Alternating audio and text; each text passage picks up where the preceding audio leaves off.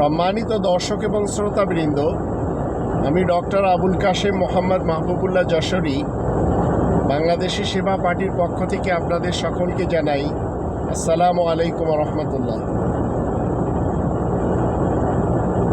11 দলীয় জোট এরা ক্ষমতার আসীন হোক, এটি যারা ভারতপন্থী তারা চায় না। আর তাদের চাওয়া না চাওয়া তাতে আমার মনে হয় না কোনো সমস্যা সৃষ্টি হবে।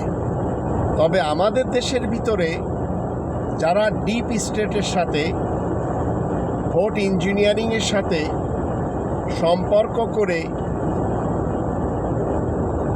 এই